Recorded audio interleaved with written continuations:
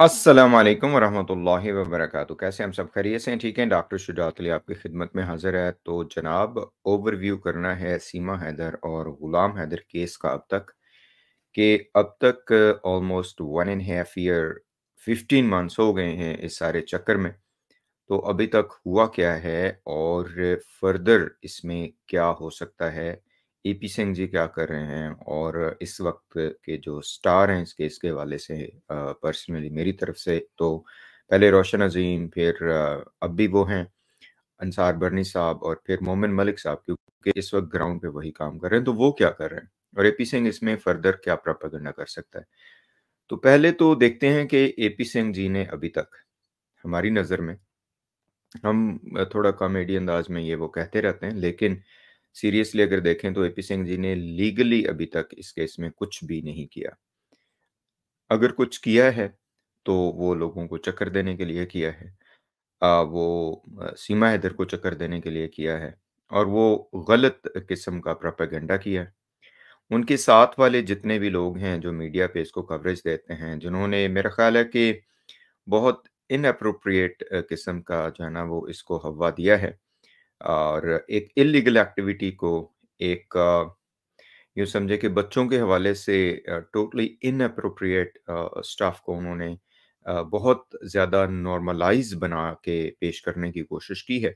और उसमें उनके पास आर्गुमेंट ये है कि ये प्यार-मोहब्बत का खेल है, जो कि बहुत अनफॉर्च्यूनेट है। शुरू से ही ये 2 सेपरेट किस्म की चीज़ें थीं कि एक साइड पे तो एक मैरिटल स्टेटस और अडल्ट पर्सन मेल-फीमेल का इश्यू है, लेकिन दूसरी साइड पे इसमें बच्चे भी इन्वॉल्व हैं और एक थर्ड पार्टी है जो कि एक ग्रीव्ड फादर है।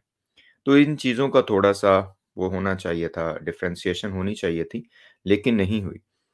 और इसमें बच्चों का इस्तेमाल किया गया, उनका जो रिलिजन चेंज, उसके बाद फिर उनसे जिस तरह के भी मुज़ाहरे करवाए गए, उनकी केयर के हवाले से भी मसाइल थे, उसके ऊपर लोगों ने आवाज़ उठाई, फिर ये लोग केयरफुल हुए, which is very good. But at the same time जो इनकी डगर है वो वही है। वो उनके ख़्याल में ये प्यार-मोहब्बत का ही खेल है, ये गुड्डे-गुड्डी का खेल है, पाकिस्तान इंडिया की दुश्मनी वगैरह को छोड़ें। बल्कि जो हिपोक्रेसी यहाँ पे नज़र आती है, जो डबल स्टैंडर्ड नज़र आते हैं, वो ये हैं कि एक साइड पे तो पाकिस्तान को अपना दुश्मन करार दे रहे हैं, एक साइड पे पाकिस्तान के खिलाफ ज़हर उगलवा रहे हैं और ज़हर उगल रहे हैं, और दूसरी साइड पे वही पाकिस्तानी बच्चे और पाकिस्तानी खातून को अपने लिए एक मशाल राह बनाया हुआ है। और अगर उसका हस्बैंड, जो कि लीगली अभी तक हस्बैंड है, वो अगर कोई कानूनी कार्रवाई वो भी इंडिया के कवानीन के मुताबिक कर रहा है, मोमिन मलिक के थ्रू, तो उसको ज़द-ओ-कोब किया जा रहा है और उसको गालम-गलौच किया जा रहा है और उनको धमकियाँ दी जा रही हैं। ये सारा एपी सिंह की पार्टी कर रही है। अब दूसरी साइड पे मोमिन मलिक साहब के जो स्टेप्स हैं, पहले रोशन अज़ीम के स्टेप्स भी, मैं शुरू से जब मैंने इस हवाले से बात करना शुरू की, तो आपको पता है कि हमने शुरू से मेंटेन यही किया था कि लीगल जो प्रोसेस होगा उसी के ऊपर हम डिस्कशन करेंगे, उसी को आगे लेके चलेंगे। छोटा-मोटा वही आप लोगों को ज़रा हँसाने के लिए, मुस्कुराने के लिए वो हम बात कर देते हैं। लेकिन उसमें भी पहलू यही होता है कि एक दर्दनाक पहलू है इस केस का। तो इसमें रोशन अज़ीम साहब ने बहुत ही बेसिक स्टेप्स लिए। पाकिस्तान की हद तक उन्होंने केस को एस्टेब्लिश किया।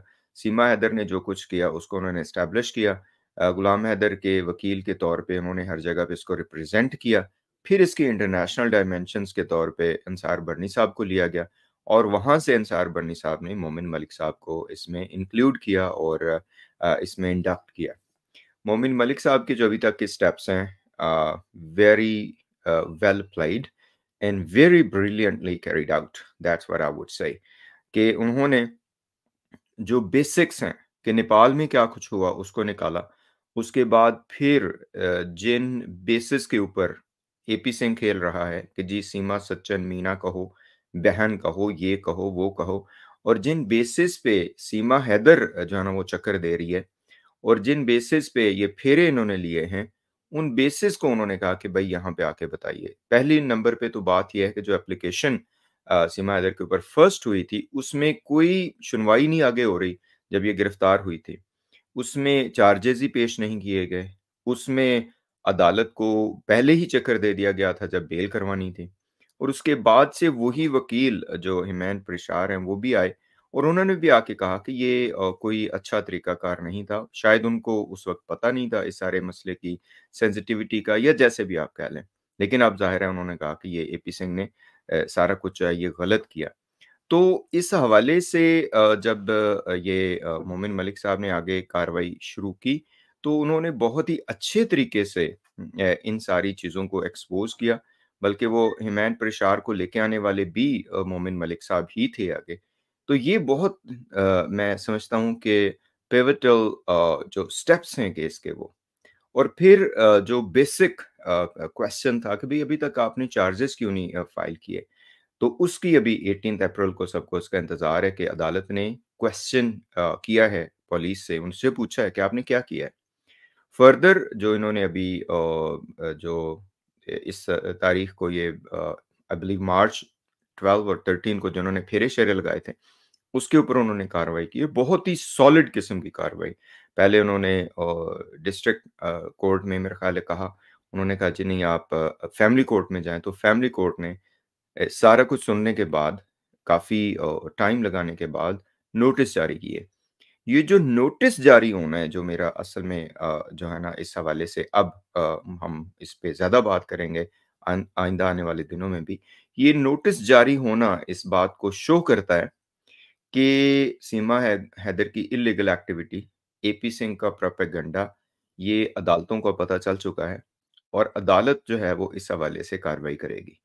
और मैं शुरू से ये कहता आया हूँ कि पुलिस चाहे मिल जाए, सियासतदान मिल जाएँ इस सारे चक्कर में, उनके अपने मफ़ादात हों मोदी जी, योगी जी की पार्टी के अपने मफ़ादात हों, जो कि ढकी-छुपी बात नहीं है।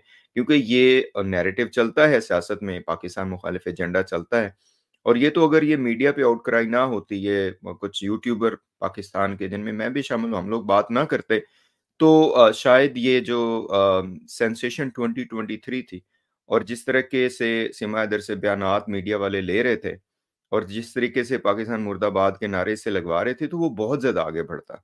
ये क्रेडिट जाता है जो भी सोशल मीडिया पे अगरचे इसके अपने नुकसानात भी हैं। इसमें कोई बहुत ज़्यादा मैं समझता हूँ कि वो ऑथेंटिसिटी का भी इश्यू होता है, बट स्टिल एक पब्लिक वॉइस है, असल में तो ये है। तो ये आगे चलता। तो ये अदालतों की तरफ से जो ये नोटिस जारी होना है, ये शो करता है जो कि मैं कह रहा था कि अदालतें जो हैं वो इंडिया की उनसे हमें इंसाफ की उम्मीद है और जजेस जो हैं वो फैसला सही करेंगे। अगरचे इसमें एपी सिंह बहुत ज़्यादा रोड़े अटका सकता है, वो अभी अटका रहा है।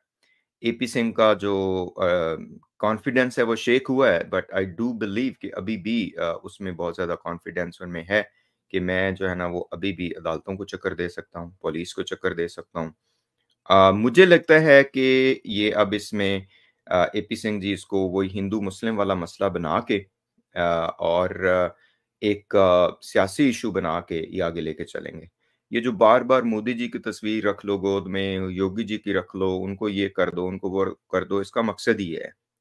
ये 100% आप लिख के रख लें मेरी बात को कि आइंदा जो है ना हो सकता है इसके खिलाफ एपी सिंह मुज़ाहरे भी करवाए कि ये तो हिंदू बन चुकी है, तो इसको आप पाकिस्तान वापस क्यों भेज रहे हैं?